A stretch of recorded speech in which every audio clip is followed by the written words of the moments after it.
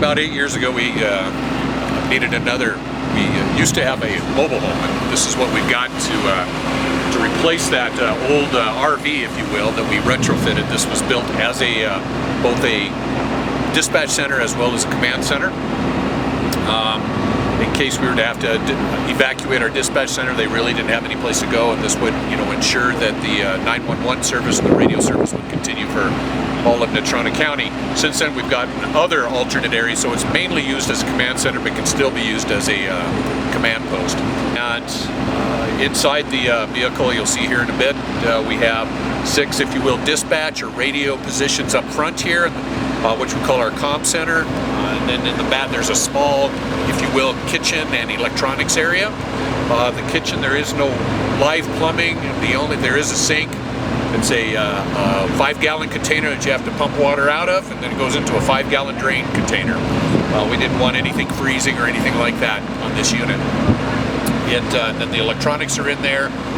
This unit can have its own intranet if we want, so we can park vehicles around it. They can all communicate. We can print on the printers. There's a large printer in there that we can print maps out. There's a regular size printers, fax machines, several hardline phones, so we can tap into hardline phones or cellular service. There's about 8 cellular lines that we can speak via that or via satellite. As well as all of our regular radio communications, and that's what's up in the front. In the back is more of a command post, if you will, to where if we have an overhead team, large fire, any type of large incident, that command team can meet, get the strategy down, institute the incident action plans, figure out the objectives that need to be done. You'll notice when we go in there, all the walls are whiteboard, so we can draw all over it. Maps if we have to, handwritten maps, or immediate, when we're trying to explain to each other what's going on or what could be happening. And that's the command part of it, if you will. And that's basically the unit itself. It's built on a Peterbilt chassis. And we wanted it to go pretty much anywhere in Natrona County that there's at least a dirt road. Obviously, some of the 2 tracks, we're not going to get it off. But in our command, when you set up a command post, it's preferable to be within view of your incident, but not always practical to do that. So we're able to, it does have a large mast on the back. It does have a camera, so with that camera we're able to zoom in on an incident like this. We see a vehicle driving by, we can zoom in on the license plate, get the license plate, kind of peruse the area, see what's going on. It does have television monitors in there. We can monitor the news broadcasts that are going on, local or national, via the satellite. Has a portable weather station, as well as you see these sirens located around, so we can use it as a big PA or warning system if we have to let the crowd here know that there's some big emergency that we need to have them evacuate for if there was a large fire or something like that occurred.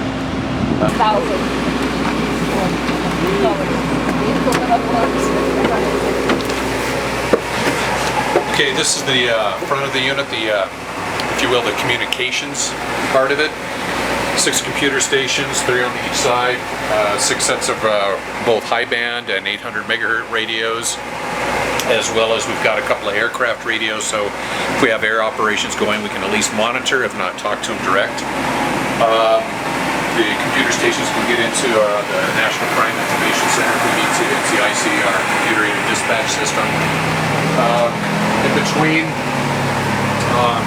again, our printers, small kitchen area, small fridge, and again the pump sink is all large plotter in case we need to print out some large maps or print anything else large, electronics. We do have a restroom. Basically, it's being used for storage right now. But so we didn't want any plumbing. It's a combustion toilet, so it burns everything. It's extremely hot to have.